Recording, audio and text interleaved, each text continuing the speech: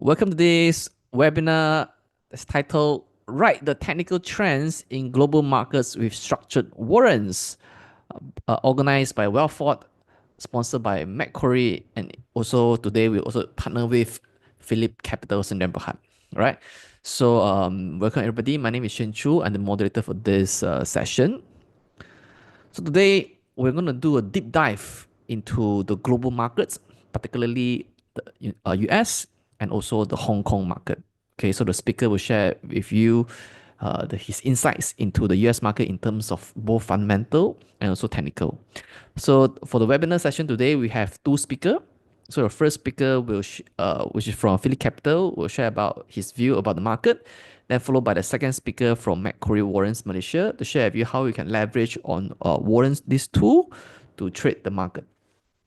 So before we begin, disclaimer: whatever we share in this session is only for educational purpose. So in no way that we give any recommendation for you to buy or sell any listed securities that we mentioned here. If you decide to make any investment decision, you are solely responsible for all your investment risk. Now, allow me to briefly introduce our first speaker. He is a futures and stock trading dealer at Philip Capital. He holds a bachelor degree in finance and investment. His expertise lies in analyzing market outlook, economic conditions, and interrelated factors to provide mid to long-term insights. He's also a National CFA Institute local research champion, combining market analysis and technical skills to empower clients with effective trading strategies. So it's none other than Mr. Jen Chong. Okay, Jen Chong, good morning. How are you today? Yes, morning, Shens. Yes, I'm good. Good morning too. So yeah, All right, thanks. fantastic. I will stop sharing my screen and hand over the control to you. All right. So okay, good morning to all the attendees. So before I really start for today's sessions, let me share my screen first. Just one moment.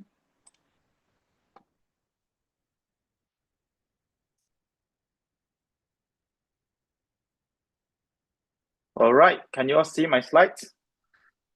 So if Perfect. you have, yeah, okay. All right. So good morning to all, and thanks for Shane and Agilan from Macquarie for having me today for today's sessions lah. Yeah. So I know that all of the attendees that are attending today's sessions, you might be learning some markets, recent market updates, the technical analysis, and how can you leverage on your knowledge in applying in your investment journey or trading journey, and finding what the suitable product that suit your time horizon, your risk preference in the markets. So today, I'm very grateful and have an opportunity to share the recent market updates, and later on we have a sessions from Agilans. So we hopefully this is helpful for you lah. Okay, so before I really start today's sessions, I see some of the attendants are attending, are coming in already. So may I know how do you all trade US stocks or Hong Kong stock before this? If yes, can you just give me raise your hand or just give me one in the chat box?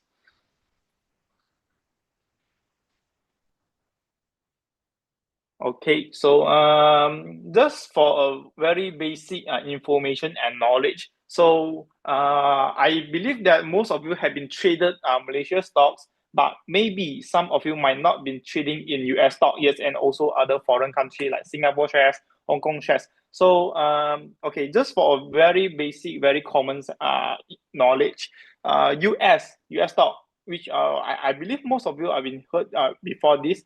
Actually, the global leader market US, the major three index are Dow Jones Index, S&P 500, and Nasdaq 100 Index. So what's the difference between when we look into Dow Jones, S&P, and Nasdaq? We all know that we might hearing the myth in the market that if you investing your money in those in index ETF, in holding index stocks for a long terms, it might be a very profit making. So it's true. It's true. We cannot deny that the US stock as a world leading market, they already perform very steady uptrend. If you're holding the stocks from 10 years or 20 years ago. So what's the difference between all these index? So first of all, let me talk about this S&P 500 index. Okay.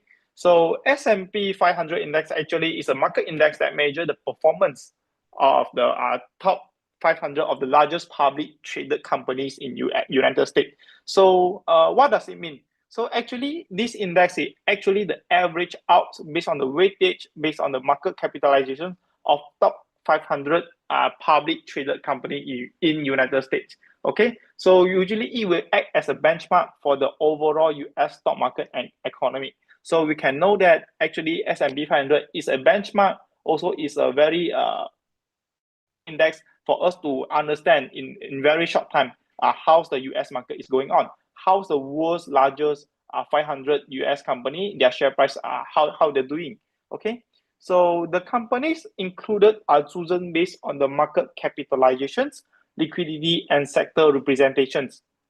Okay, so it covers about 80% of the total US stock market value. Okay, so S&P 500 it include the top 500 companies in United States. But what's the difference between S&P and Dow Jones? So actually, Dow Jones also another benchmark for us to track the overall US stock market. So but the difference is Dow Jones only include the top 30 United shares, but S&P 500 it included total 500 top 500 shares in United States lah.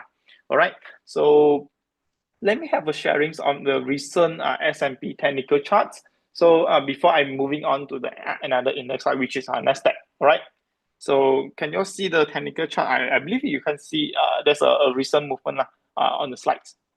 Okay. So we all know that if you're investing in Malaysia shares, you might feel some Malaysia why the momentum is quite slow comparing US market. So we know that if you monitoring the markets for 1 to 2 years recent to starting 2023, you can see that actually market is quite going bullish, driven by the AI company, their bullish share price movement. So you might see that our Malaysia markets might be not the momentum is not so positive, not so aggressive in going up. So here we have a look, okay, for the S&P 500. So actually, there's a very deep drawdown, a very deep retracement happening in the earlier of 2025, which the market crashed, okay, because of the tariff imposed by Donald Trump, US president, to all of the country, especially China. So when we look into the market, when we studying about news, why the market will be crashed in so soon, when that's a bad news or very sudden news, very unexpected news kick in the market. Because if investing in the market, we must know that the market they try to avoid the bad sentiment, they try to avoid uncertainty. So we can see there's a very deep drawdown happening in early of this year, 2025, because of unexpected of tariff. And actually, the tariff is imposed most of the partnering country, most of the exporting and importing countries that have a trade relationship with US market. So that's why you can see the chart also went very deep during March to April this year. And S&P, they almost going below 5,000 lah, okay, during the early of 2025. But after that the US market actually recovered very quickly, rebound very quickly, unlike others Asian country like Malaysia, China, and Hong Kong markets, because one of the factor is US president Donald Trump, they already adjusted accordingly the tariff rate to impose, and they already given some of the exemptions of the industries, goods and services category lah. And now also the discussions and the negotiations still take in place to further discuss whether they want to continue charge a particular rate for the particular industries goods to be taxes lah, to be tariff. All right. So in terms of technically, the S&P 500 index, they once touched almost 7,000 points in lately lah, which is October. But recently you can see the chart is retracing. So actually, those S&P 500 they already reaching all-time high Okay, so that's why we say you buy, if you don't know how to invest, if you are not familiar with the market, you just buy US index, you just buy index ETF. So that's the story come lah. Because in the usual case, the US market will be rebound very quickly, yeah, and generate a very positive return. So in late of the October, S&P 500 they almost touch the point of 7,000, but lately because of the bad market sentiment and it currently retracing to around 6,700 points. Okay, this actually is the data charts that as of yesterday lah, before the yesterday US market open. Okay, so in terms of technically, if you see there's a very steady uptrend in the chart. So a healthy uptrend, they must be come with a healthy retracement. So if you keep buying a stock, the share price is keep spiking every day. So maybe there is some the goring activities or speculations activity behind there lah. So index as a global benchmark, it should be retraced in a healthy uptrend. So currently, what level can we monitor if you already missed earlier boots, earlier entry in investing in this S&P 500? All right. So it retracing from the previous highest around 6,000, and the next support level we can see at around 6,588. Okay. So why I will take this level 6,588, because this is the previous high of this higher low for this uptrend. Right? So you can see. So maybe I highlight some of the things, okay, for you all. Right? So how can we define technically there is an uptrend in the S&P 500 charts? Okay. Let me share. Okay, so when you see there's an uptrend, there must be formed by a multiples of the higher lows. So what means of the higher low in terms of technically? So you can see actually once the price here rebound, retracing, and create another higher lows. So we just combine the line of these higher lows. Okay, so you can see when the price is trying to going up further higher and retracing, the price won't break below the previous low price, which means that there's a stronger momentum and stronger activities, stronger buying activities will come in to support the index lah. Okay, so you can see they already create multiples of the higher lows, so that's why we can say there's a steady uptrend lah. Okay, so when we connect a line, you can see there's a steady uptrend. So how to define there's a healthy uptrend in the charts. So you need to see that either there's a very speculations that a spike in the price or not, or there's a healthy retracement that it will create higher lows compared to the previous low level. Okay, so in this chart we can see if the price is creating a higher lows, which means that it's going a steady and healthy uptrends. Okay, so that's why currently monitoring for the coming retracement, we can see that 6,500 might be the next potential rebound, and the price might going further higher, repeating the historical data. Okay, so that says if the support level, which is 6,500, acting as a support level, cannot be hold above. Imagine the index come under this index level and eventually drop below. What's the chart? What the technical chart will be telling us is the market no longer accept this will be a next higher low, and because of the bad sentiment, the bad expectations to the markets. So when there's many traders, many of investors, they start to selling off their positions. They start to selling off their shares. So eventually it create a selling pressure in the markets, and the index will be fall under this level. And when the index no longer able to hold at this level, okay, which means that the support may turn into resistance.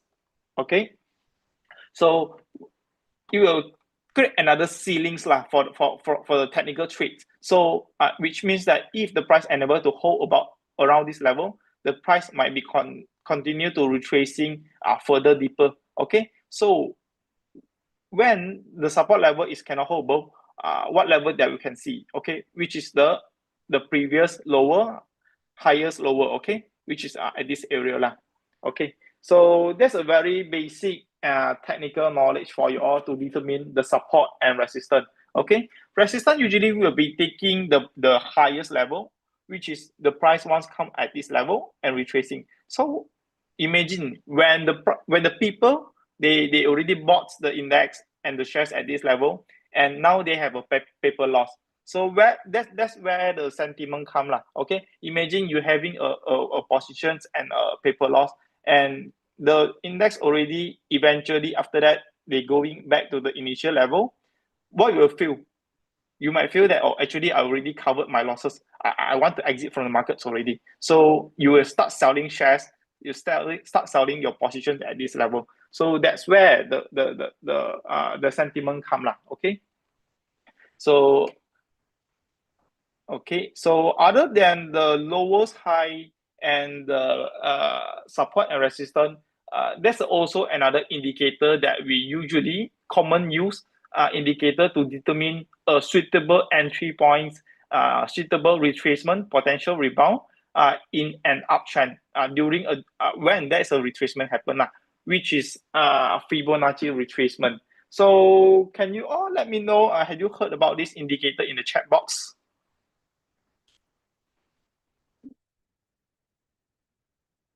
Anyone, have you? Okay, I see note from Big Race. Okay. So before I go into this Fibonacci retracement, so I think you all can see there's a EMA lines, right? There's a blue and pink color line. Okay, you can see here there's a blue and pink color lines. Okay, actually what I show here is a EMA which is expositional moving average 25 and 100. Okay, so you can see here actually the blue line represent the EMA of 25 and the pink color represent the EMA of 100. So what does this EMA and 25 and 100 telling us? Okay, actually the line is representing the average price of past 100 and past 25 days. Okay, so with the market is going higher, going stronger, you can see actually EMA 25 line is actually outpace the EMA 100. Okay, so in technical markets, in technical trading, EMA also can be used as one of the support. So you can see when every time the market is going to touch the EMA lines, it tend to be rebound. Okay, what happened once, second, third time, fourth time, and fifth time. Okay, and based on the Thursday closing price, actually the markets had temporarily break below the EMA 25 suggesting a turning down or a turning weaker of the sentiment compared to the past 25 days. Okay, so 100, the pink color line, which is EMA 100, represent the average price of past 100 days. Okay, so in a usual uptrend market, the shorter time frame EMA will outpace longer time frame EMA. Okay, so you can see in terms of technical knowledge, when the 25, the shorter time frame is going to outpace the longer time frame, you also suggesting a buying signal, which is bullish signal. So when you see that if the EMA line is going cross below a longer time frame, you will suggest a sell signal, which means that the market might be going further down lower. So here you can see when the EMA blue line is crossed below EMA 100, the market go deeper lower. Okay, so inversely, if the shorter time frame EMA is crossed above longer time frame, suggesting that the recent market is going to be stronger and stronger. Okay, so you can see usually in a very long term market, if the certain EMA crossing the longer time frame, you're suggesting a continuing bullish market will come ahead. Okay, so but how can you set EMA 25 or 100 in your technical chart is subject to your own preference. Okay, so for my own view, I'm more to a short to intermediate time frame. So I will put 25 and 100. So if you are a very short-term trader, is it make sense for you to use 25 and 100? I may say not so applicable and not so suitable because EMA actually act as a lagging indicator. So the price will actually average out the past 25 days price, and every sudden movement in the recent market will not be reflecting soon in the EMA. So if you are trading, looking for a shorter time frame trading in the markets, I would suggest you go for a shorter time frame, which is EMA 10, EMA 5. Okay, it can be acts as a two indicators lah. For in terms of using EMA as an indicator for trading. Okay, so maybe if you're looking for intermediate to a longer term, maybe you can use 50 and 200 EMA line. Okay,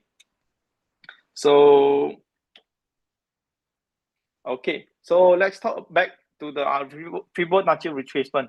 Okay, may I know, is there any other indicator that you all use other than this Fibonacci and EMA lines? Okay, because all of these are quite basic, but it actually is very clear and simple for us to determine the overall trends in the markets.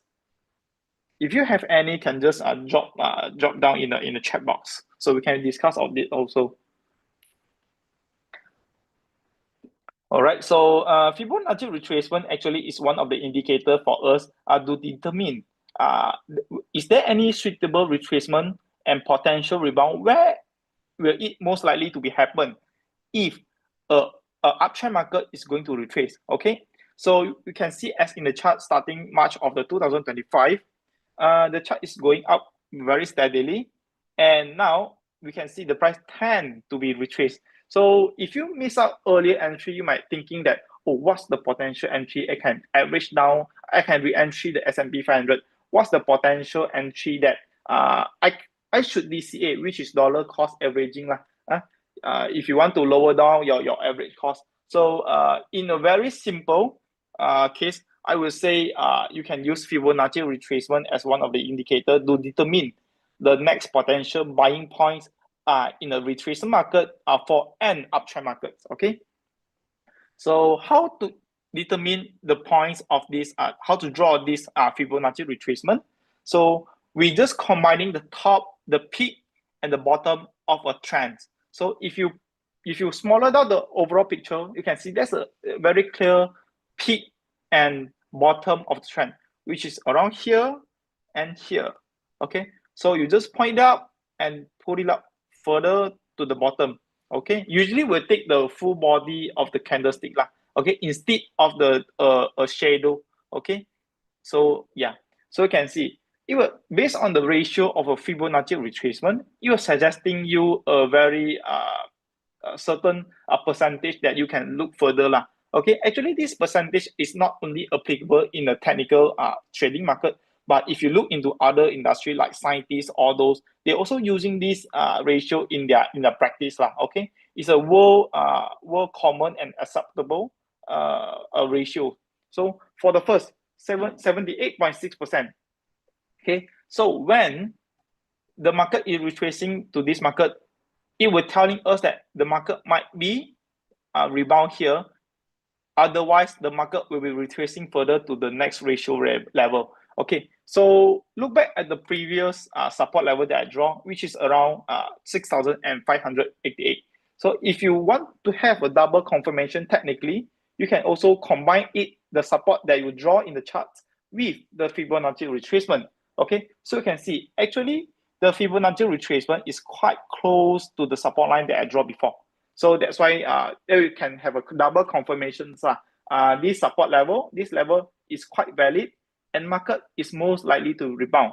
So if you have, and if you're looking to have your first bullet of the DCA dollar cost averaging, I would suggest that this level is the first level that you can be monitored if the market is going to retrace further lah. Okay, so technically, if the market cannot be held above this level, you are retracing further to another one, which is 61.8%. Okay, this also the level that have been tested in the previous trend lah. Okay, So not only in the uptrend to find a retracement, a potential entry, but if you're looking at the downtrend market and you want to catch a rebound or the reversal, the Fibonacci retracement also suitable for you. Okay, the practice is quite similar. You're just combining the peak and the bottom of a trend. So you can find a suitable entry or suitable ratio for you to have a batch by batch entry for your positions lah. Because if you have no idea that how much market is retracing that you want to add your positions, you might finish your bullets before the markets actually had the reversal. So if you drawing a Fibonacci retracement, you can see that actually there's only 4 to 5 levels, and you can actually looking to re-entry or add your positions in the retracing markets. And to be said, I think US market is not going to retrace further down until 23% of the ratio level lah. Okay, maybe just right before that, at the ratio level before that, you will tend to rebound already. All right. Okay, so I see there's one comment from the comment section, which is MACD. Yes, I also will brief about this MACD later. All right.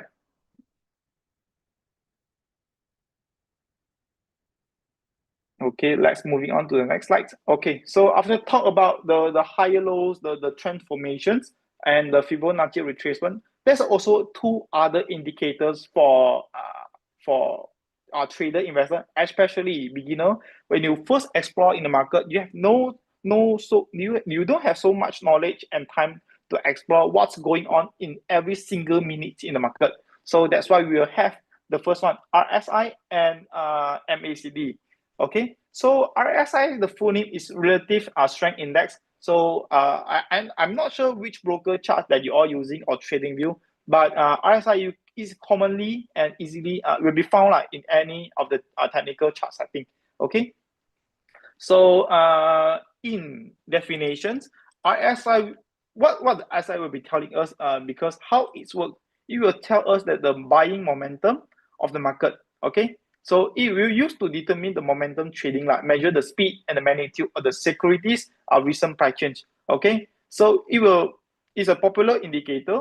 So it will tell us the signal about the bullish and the bearish price momentum. Okay, so in general, you can see there's a 20 and 50 at the middle. So what's the figure that we need to look and monitor further in this RSI, which is when the price is usually we take two levels like, okay, 20 and 80 for this RSI. So if the price, the RSI, the index is going to touch 20 to 30 index level, what we're telling us is the price, the index or the shares is to be oversold.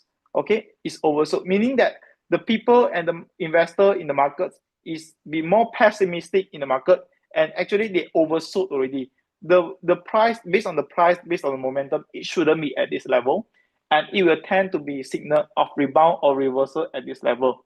Okay, so that's also one example that you can find in this chart, which is around here, April 2025.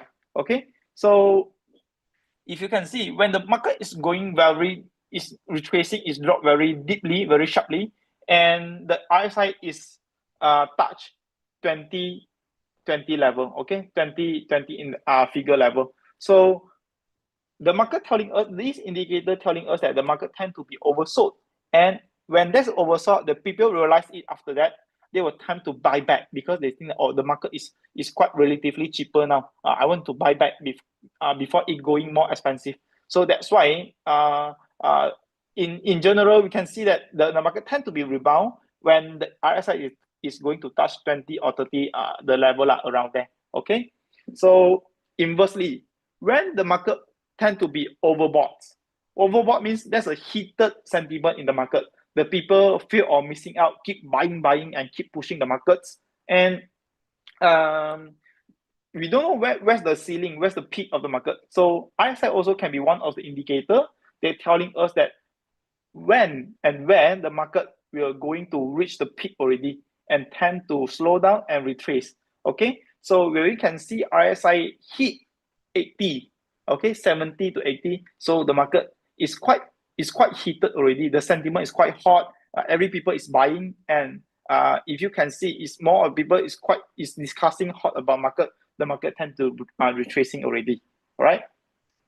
So that's how the RSI use. Okay, so if you combining all these indicators like higher lows, the Fibonacci retracement, and RSI, so actually you can maybe you can look for a double or triple confirmations technical signal before you enter in the certain positions. But important to say that not if you found any double confirmation or triple confirmation in the technical chart, don't all in your position and don't all in your cash at once if you found this signal, because all of this is only represent a possibility and the probability in the market. The market doesn't definitely will rebound when the RSI hit 20%. It can going down further lower and rebound after that. So that's important. So if you're doing a technical trading, just go batch by batch, maybe dollar cost averaging, all those capital management strategy. Okay, it's important not to risk all your capital at once at one entry. Okay, when we're talking about trading in the market, it's about surviving in the market.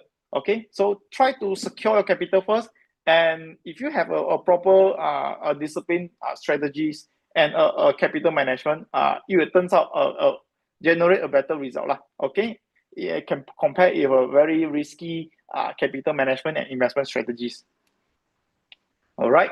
So the next one is MACD. Okay, I saw there's one attendees talking using MACD. Okay, so MACD, the full name, which is moving average convergence divergence. Okay, is a popular technical indicator also that measure in the markets between two exponential moving average to identify trend strengths, directions, and potential reversal.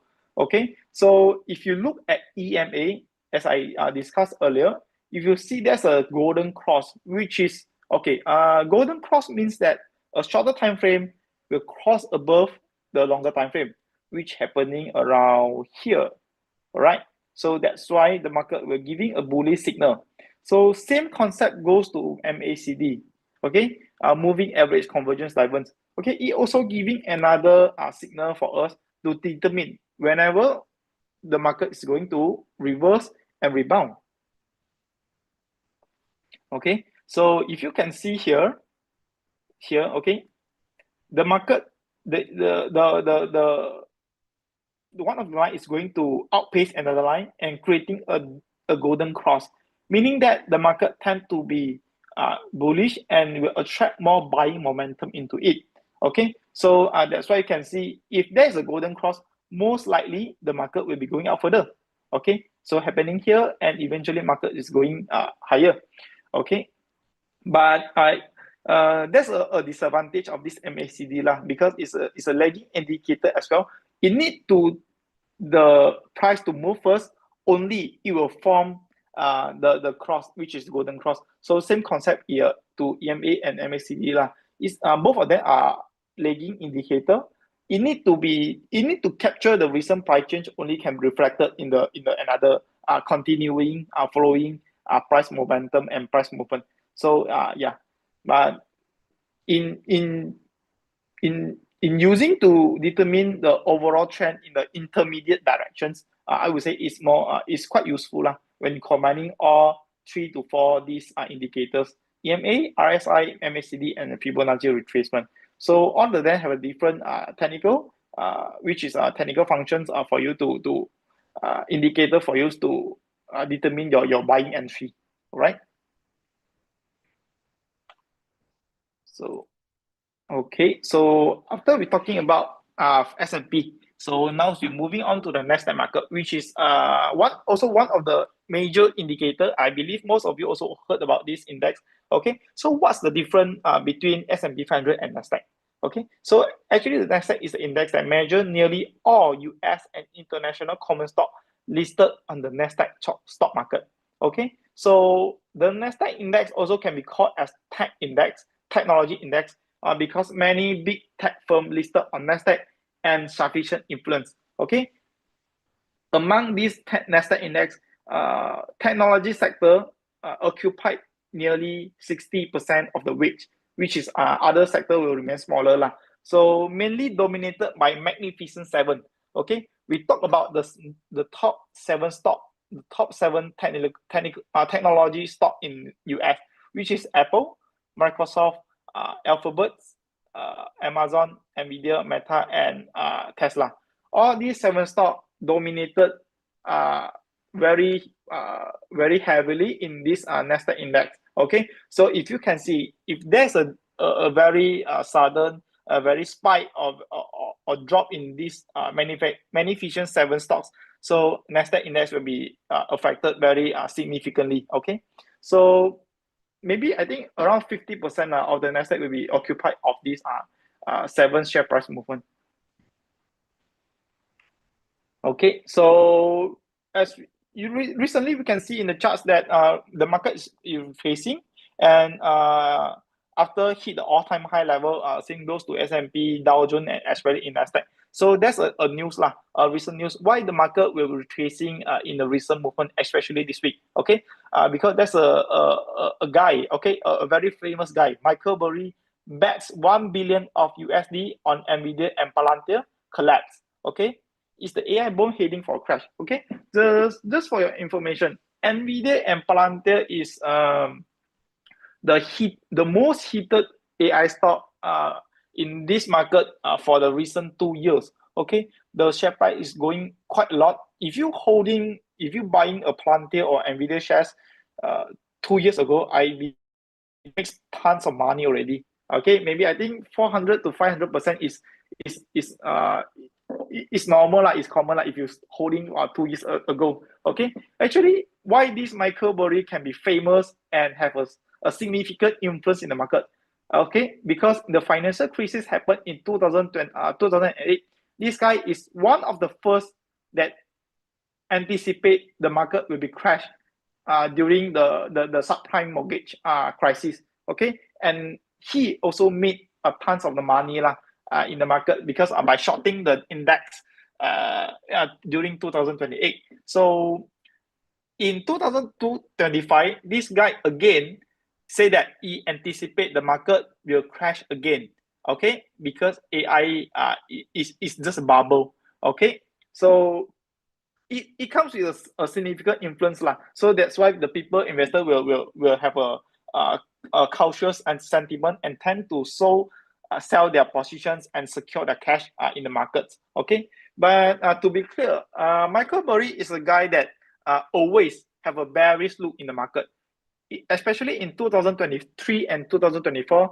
He also have a bearish look in the market and say that market is going to crash because the weakening of the economic data in US. But the story we know that in 2023 and 2024 the market went very bullish, and he actually is made a mistakes lah in expecting and in analyzing the 2023 market. And now this guy come out again and say that AI boom is just a bubble, and he actually bet a short positions lah, a very huge money on Nvidia and Palantir share price. So that's why the recent market is occupied with this bad sentiment lah. Okay, so another factors and another news affecting the recent US movement. Also, the US government is tend to reopen again. Okay, I think maybe last month or a few weeks ago, the US government already shut down. Okay, so shut down doesn't mean that US government they don't work totally lah. You can see the Donald Trump also flying here and there to attend the Asian summit, to meet with China President Xi Jinping and all those. Okay, so what does this US government shut down? Because this meaning that the budget of this Congress in US, they won't approve any budgets for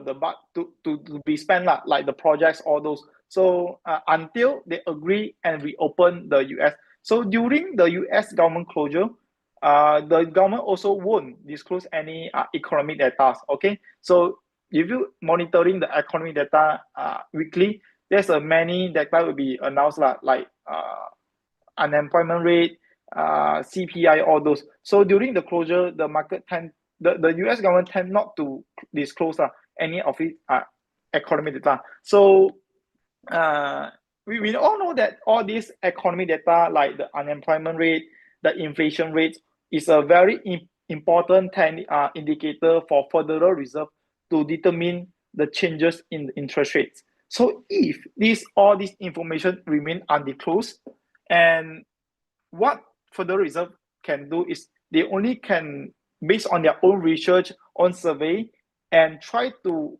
guess or try to analyze a closer figure, the figure that close to the actual figure, and make change in these interest rate changes lah.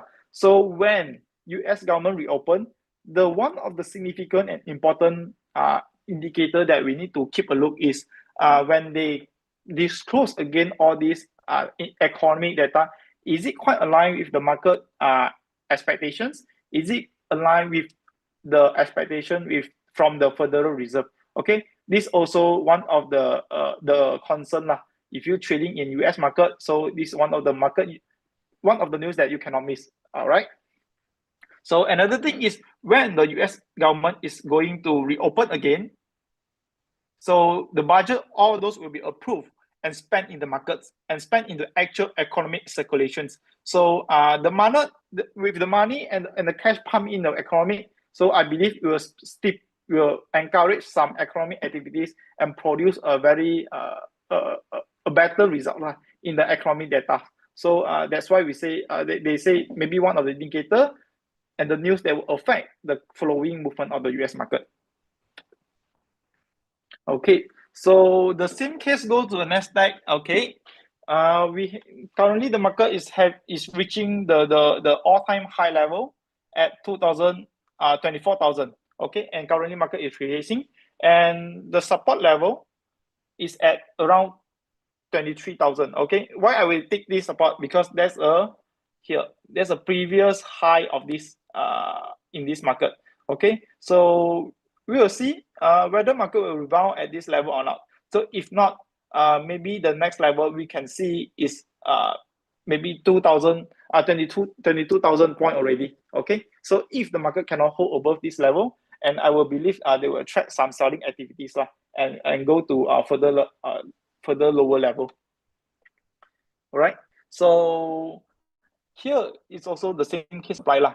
When you draw a resistance and support already, okay, it gives you confirmations already, okay, when the potential rebound, when's the potential entry price. So if you want to have a double confirmation, just draw another Fibonacci retracement, okay. In a very steady uptrend or downtrend, it's very easy to determine the peak and bottom of the trend for you to draw the Fibonacci retracement.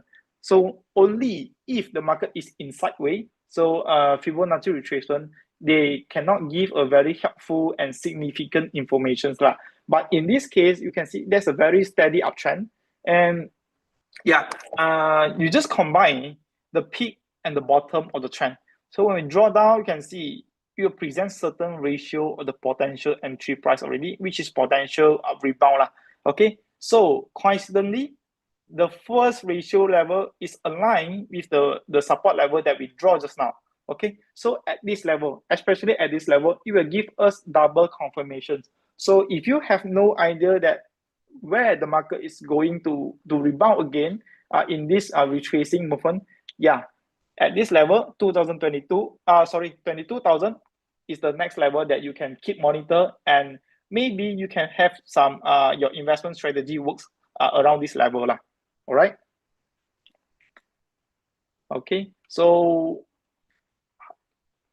looking into RSI and MACD, okay, also will be act as a indicator to determine lah. Okay, usually I will not suggesting you just solely use RSI or MACD to determine the entry price, because all of these are just suggesting the momentum in the market and not actual count with the actual candlestick body. Okay, so it might be helpful in determining the overall directions. But if you want to look in more particular, I would suggest maybe Fibonacci or the candlestick body itself is more useful lah. Okay, if you're looking a very a shorter time frame trading. All right. Okay, so let's move on to the Hang Seng Index. Okay, so I believe all the people here are more trading Malaysia stocks, followed by US stock, and after that followed by Hang Seng stock. I think it's not that common for the Malaysian investor to hold Hang Seng Index lah. Okay, compared to US and Malaysia stock. But I do believe that most of you have been trading Hang Seng Index, especially in Hang Seng Warrant before this, because all of this it can be found in your stock platforms. I'm not sure which broker that you use, but actually you can access easily all to this Hang Seng Index Warrant. Okay, so yeah, Hang Seng is the index that tracking the performance of the largest and most liquid companies listed on the Hong Kong Stock Exchange. So similar case applied to FBM KLCI. KLCI is an indicator or the benchmark that track the overall market in Malaysia, but Hang Seng Index is an indicator for Hong Kong. Okay, so it often reflecting the health of China-related and Asian equities. Okay, so in normal case, Hang Seng Index will represent also will be indicator to determine the movement of the China equities, because many of the China companies they are going listed in this Hang Seng stock exchange. So it also at certain degree it also will represent the China market movement lah. Okay, so in this Hang Seng Index, around 80 major Hong Kong listed companies across sectors like finance, technology, and consumer goods. Okay. Okay, when we look into it technically, the similar movement with US and with US, the market went down very deeply. You can see there's a very sharp gap down, and the market going further lower during April. And after that, the market eventually rebound and have a reversal follow with the US market movement. Okay, but yeah, both of them have a similar rebounding movement, but the momentum is different. Okay, Hang Seng Index is far behind US market. Okay, in terms of the momentum lah.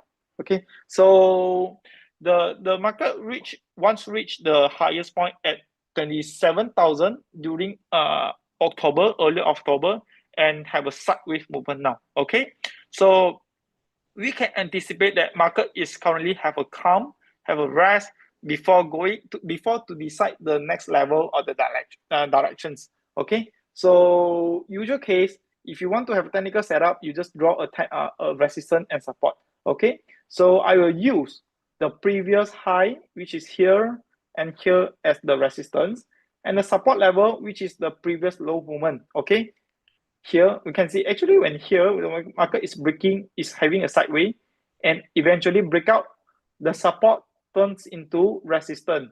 Okay, so when market is retracing back again, it will act as a support. So if the market is still able to hold above this level, we will assume that market is reached the bottom of the level already in the short term lah. Okay, so if you have a sideways trades, maybe this level can you can take it look as an entry or what's lah. Okay, depending on your strategies. So if the market cannot hold above this level, okay, 24,000 is the next level that you can keep monitor. Okay, so talking back to EMA 25 and 100.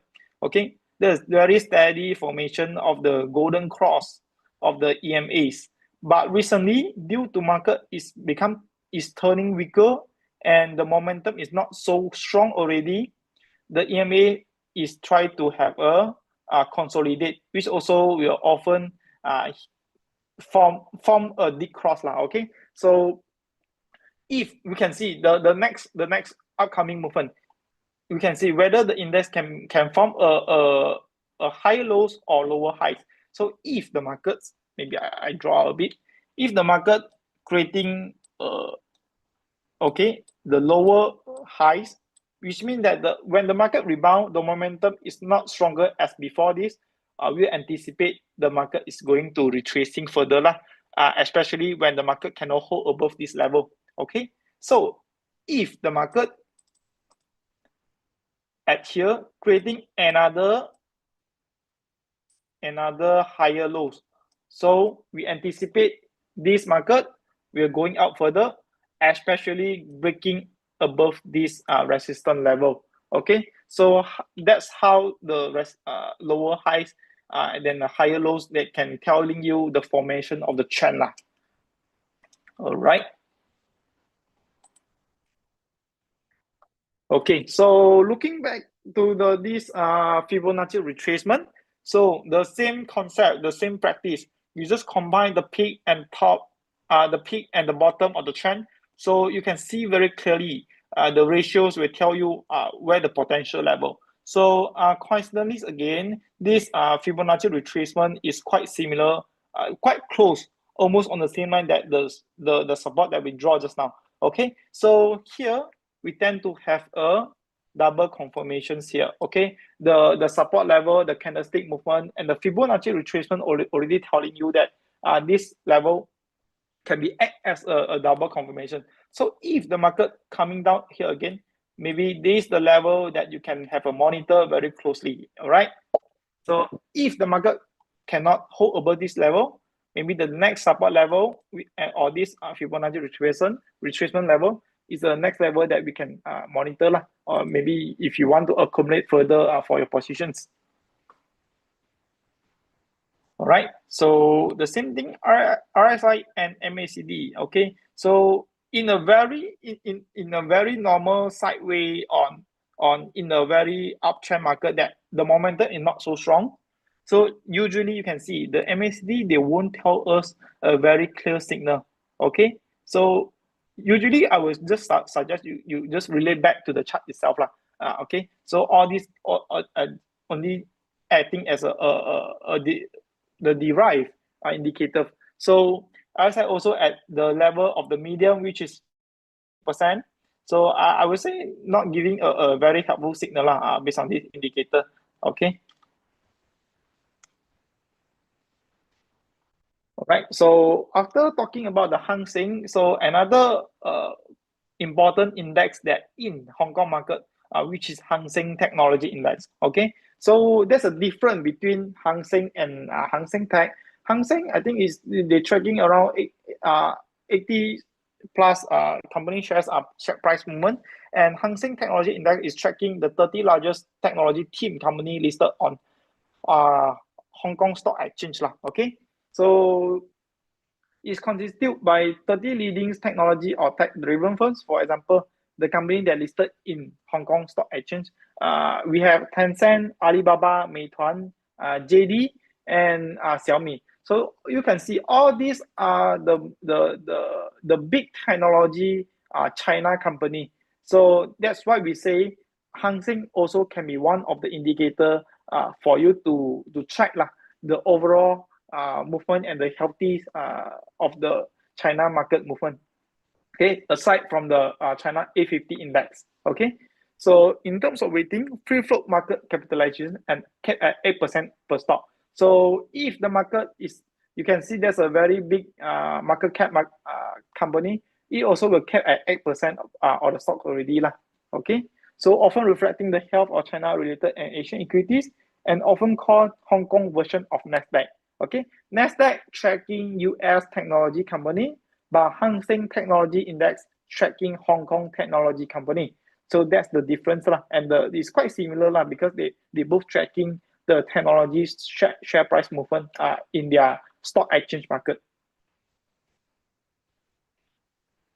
All right, so here we can see, okay, Hang Seng Tech Index, okay, one reached the highest at around 6,600 in the early of October, and it's retracing. I believe it's the recent movement is retracing because the retracing movement of those bigger technology company like Xiaomi. Okay, the share price also retracing recently.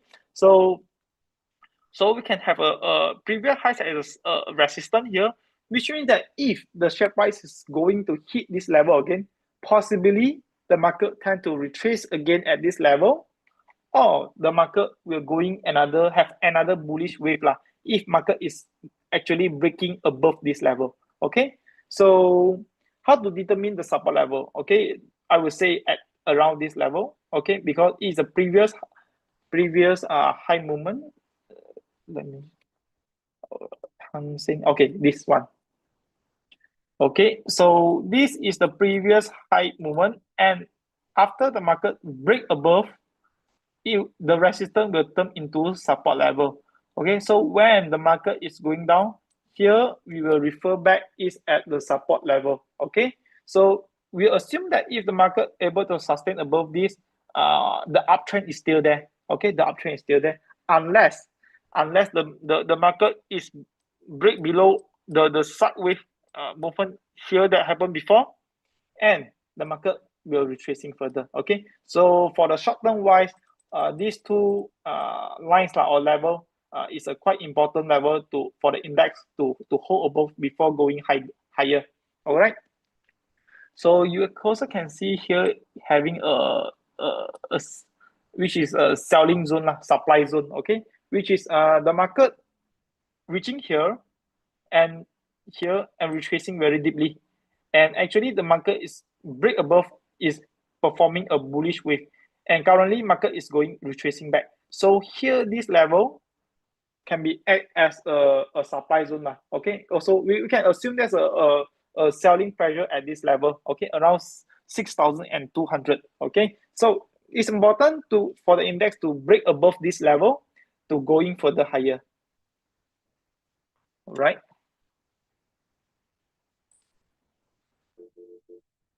So when we talk about these trend formations, okay, so what we can see, there's an uptrend. There was an uptrend in the market because it forms higher lows. Okay, when the market going up is going stronger and stronger because the low point is always higher than the previous one. Okay, so that's why we can connect a line, see that okay, actually market is going uptrend. Okay, but recently market is retracing, so we might monitor, is there any lowest height for being formed? Okay, the first higher here, the market turn down here and retrace. Okay, when the market will retrace, you can see the momentum is not strong to break above this area, so there's another lowest high being formed. So we need to monitor that whether market will be formed another lower heights. Okay, so if there's a lower heights, mean the market is going to a short-term bearish movement already lah, short-term downtrend. Right, so when we talk about this Fibonacci retracement, combining peak and bottom of the trend, you can see very clearly, and especially this 78.6 ratio level also telling us that there's a potential important level lah. There's might be a buying and selling activity. They were fighting together to determine the next directions of the markets. Okay, so in the short term, in the coming short term, 78.6 level and 61.8 levels will be act as a next potential important level to keep monitor. Okay, so if the market cannot be hold above this level, especially 61.8, okay, they most likely the market will entering a short-term bearish market movement lah. Okay, so I think I will just wrap my sessions here. So hopefully you can see lah, provide a great picture for you to see how in terms of technically how the US and the Hang Seng Index will going, and what the candlestick pattern, what's the indicator that you can use to determine your upcoming combining with your investment strategies. Okay, so okay, before I really end the session and pass back to Shane, let me see, is there any Q&A? So if you have any question, you can just drop in the Q&A box. Okay, so I will go through it. Okay, if any question for Jin Chong, you can write them at the Q&A box. Okay, I saw one. Okay. Questions from Roberts. If retraced to 61.8% level, does it mean already turned to downtrend where it already become many lowest high and lower low?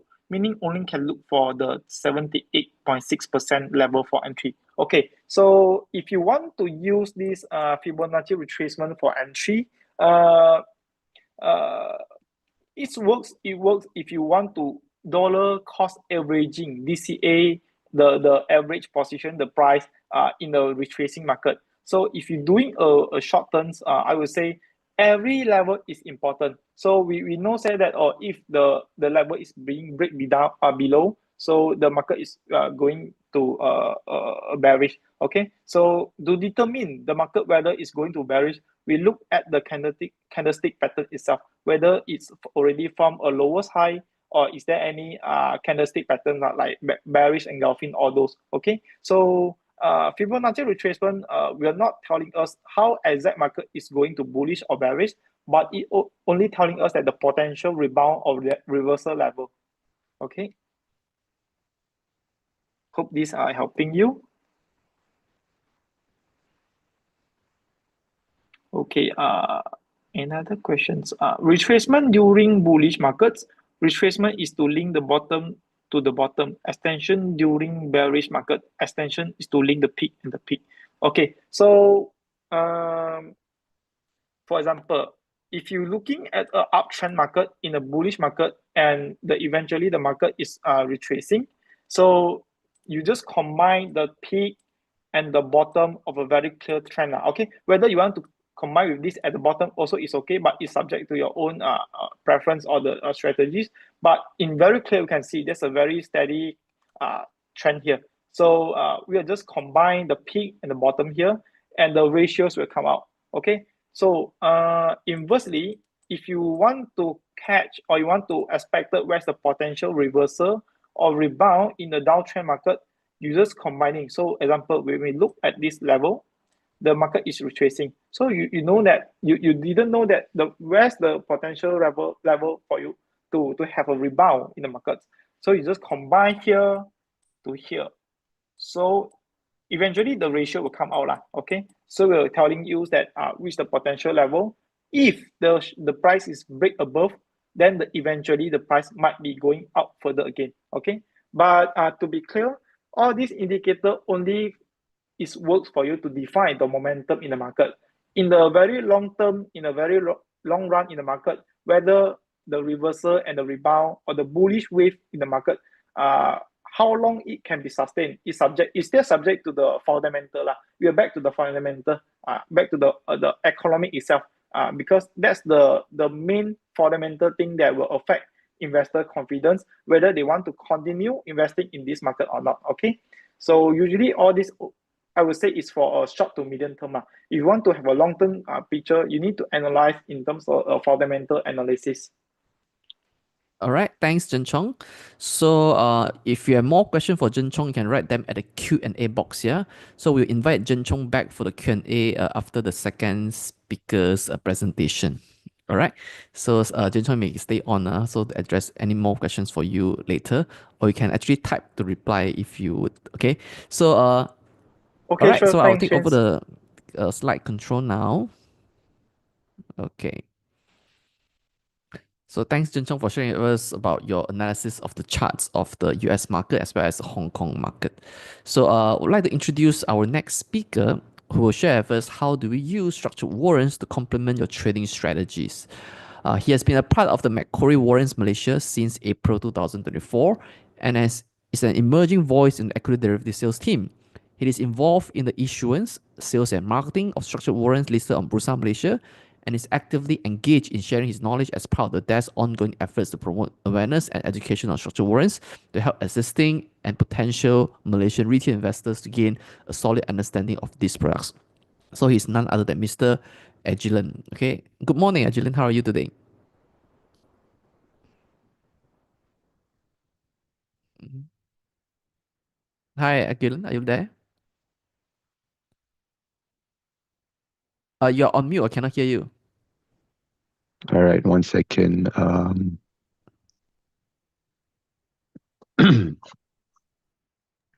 Hi, can you hear me now? Yes, perfect. All right. Yeah. Hi, Shane. Yeah, thanks for having us. Let me just share my screen. Yeah.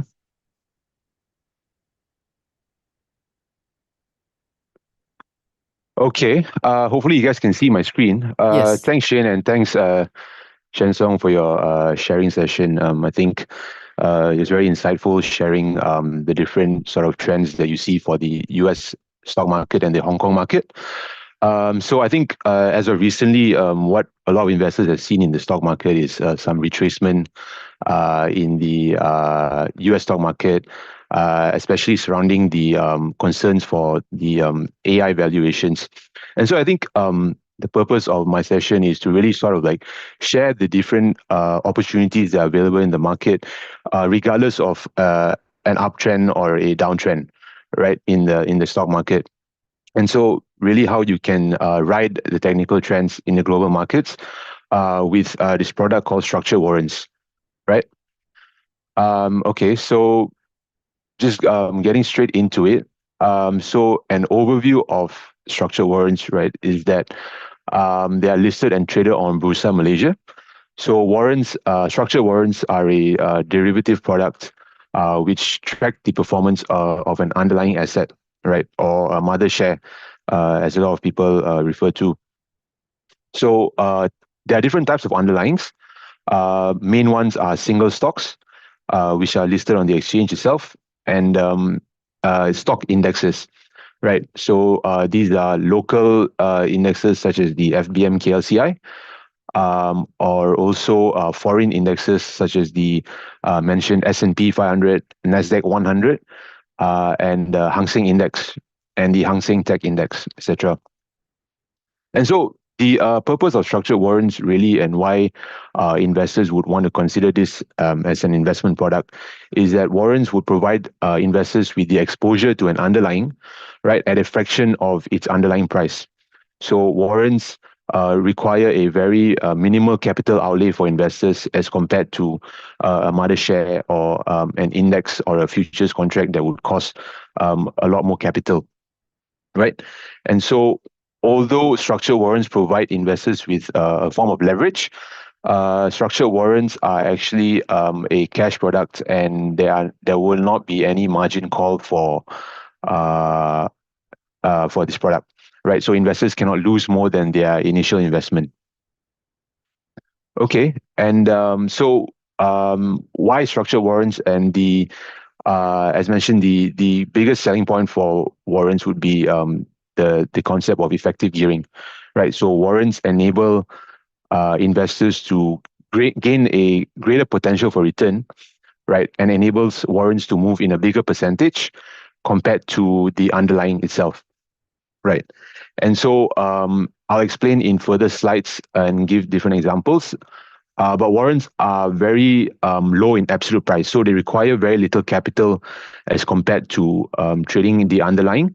And so therefore you have excess capital to trade other products and to diversify your portfolio. Okay. And warrants give you the exposure to foreign exchanges, such as the US and Hong Kong market, and without having to leave or open a foreign account, for example. So warrants are traded in Bursa Malaysia itself and are denominated in ringgit. And so therefore, you do not need to open a foreign brokerage account to trade this. Okay. And I think given the uncertainty right now in the stock market about whether the market is able to go higher, or whether you continue to retrace, I think warrants, regardless of an uptrend or downtrend, will allow you to profit and take advantage of either a bull or bear market. Okay. And so this is because there are two types of warrants, right? So just explaining in this slide. So firstly is a call warrant, which will give you the right to buy an underlying at a fixed price, right? So basically, investors who are bullish on an underlying will take position in a call warrant. Okay, for example, if we have the Hang Seng Index call warrant, you can see here, CWKC. So investors who think that the Hang Seng Index will go higher will take position in Hang Seng Index call warrant, right? And another example is call warrant over the SNS network stock, Malaysian stock, SNSCM. So investors who think that SNS stock will continue to go higher will take position in a call warrant over SNS, right?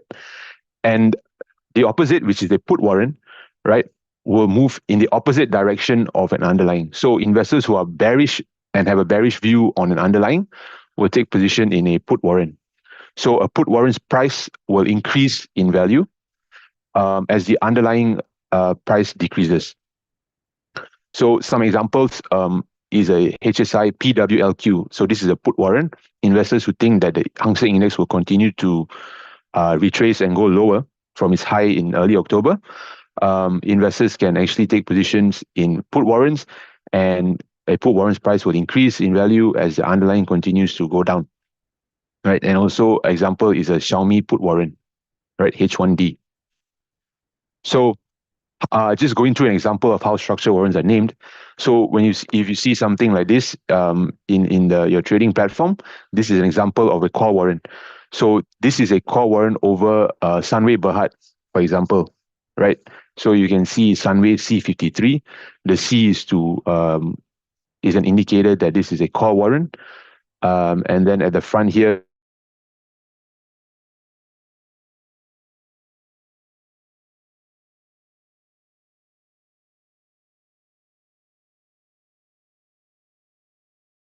so this is a call warrant over the PopMart share listed in the Hong Kong Exchange. So this is an example of a PopMart put warrant. You can see PopMart and then H here to identify that it is a put warrant. Okay, so investors who are looking to trade the downtrend of PopMart shares and believe that PopMart will continue to decrease will take positions in a PopMart put warrant, for example. All right, and so I think a lot of investors are more familiar with this other product called options, right? And so how structured warrants differ from options and how you can differentiate them is by a few examples.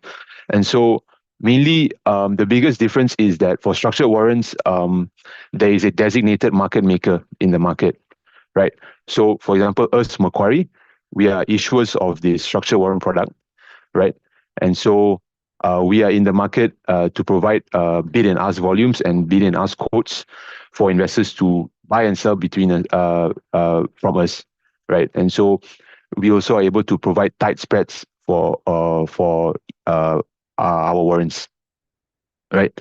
As compared to options, where investors trade amongst each other, prices may not be tight, and investors, there'll be very wide spreads, and investors may lose out on several ticks, for example. Okay, and also as mentioned earlier, structured warrants are traded in ringgit, right? Whereas options, for example, require a conversion into a foreign currency. Okay, and I think a lot of investors who have heard of warrants before probably have heard of company warrants, right? And so company warrants are different from structured warrants, right? Company warrants are issued by the underlying company itself as a form of a capital raising tool, right? Well, structured warrants are issued by third-party entities such as Macquarie, and its primary use is as a form of investment for investors, right? And both of these warrants have expiry dates, right? And structured warrants usually have a shorter tenure and a shorter term to expiry, right? So example of a company warrant, if investors have come across Frontcan WB, that's example of a company warrant over Frontcan, right?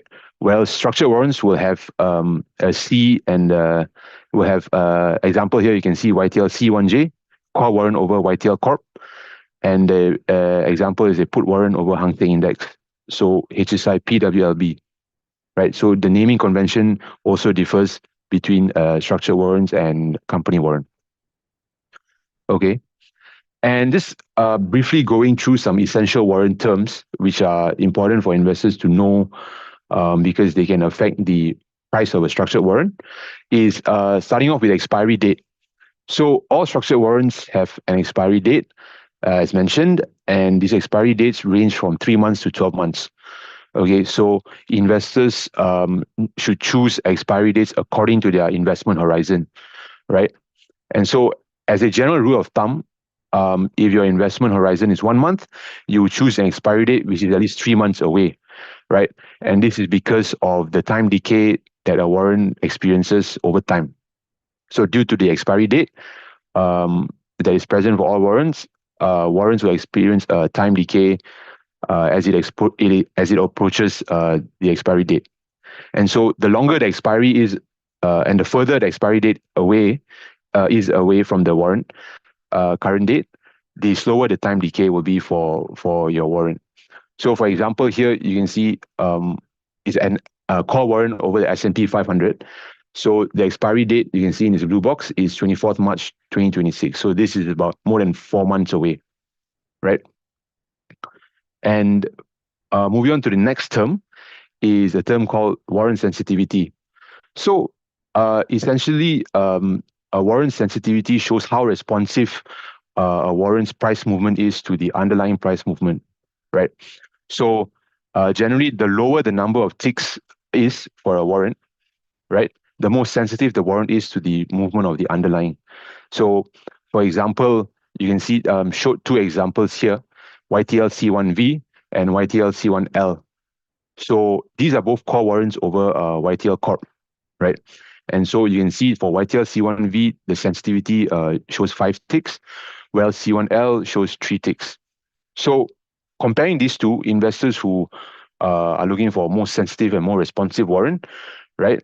Which YTL core warrant is more sensitive? You will look at the one with the lower number of ticks, right? So if you want to choose a more sensitive warrant, the warrant that is more sensitive is YTL C1L. Okay. And so moving on to, as mentioned, a warrant's effective gearing. So the effective gearing essentially measures the expected rate of change between a warrant price and the underlying price. Okay, so gearing basically provides a multiplier effect for the warrant's price movement with respect to the underlying. So, for example, if let's say core warrant A has an effective gearing of 5 times, this means that the warrant can increase 5 times in price as compared to the underlying. So if the underlying or index goes up by 1%, the core warrant will increase by 5%, for example, right? And to show an example for put warrant, right? So put warrant B, for example, let's say it has an effective gearing of 3 times, right? So put warrant B will decrease by 9%, for example, when the underlying share price goes up by 3%. So it moves in the opposite direction. And at the same time, it moves in a greater amount, right? And so, yeah, effective gearing is a higher effective gearing means a bigger movement. So higher potential for profits, which comes at a higher risk. So it's a measure of high risk versus low risk. How much risk you are willing to take to gain a certain amount of return. Okay, and so in this section, just going through some strategies or use cases for warrants, right? Also, and some real life examples of price changes of warrants with respect to the market movement. So one use case for warrants and how it can sort of like benefit investors as compared to trading underlyings is in terms of like pullbacks in the market, for example, right? So for example, let's just say investors who are bullish on an underlying, and recently there has been a pullback in the market. For example, as of right now, investors who have seen, we have seen retracement in the S&P, for example, right? And investors who believe that this will be a short-term pullback and eventually the market will rebound. Warrants will be a good tool for investors to amplify their returns. Okay, so for example, if investors expect a rebound after several consecutive days of sell-off and expect the underlying to trade at new highs, investors may utilize call warrants, for example. So call warrants allow investors to gain leverage exposure to the underlying at a lower capital outlay required, right? And so, for example, if showing in this chart here, when there is a pullback in the prices and then there is a breakout, investors may take positions after it has pulled back after several days and then expect a rebound, right? So let's just say the underlying moves up 5%, warrants can give you a greater return. And an example here, if you can see, just showing the chart comparison for the S&P index September futures on the left here, right? And then you can see there has been an uptrend using the time period of June to August, for example, right? You can see there's a general uptrend.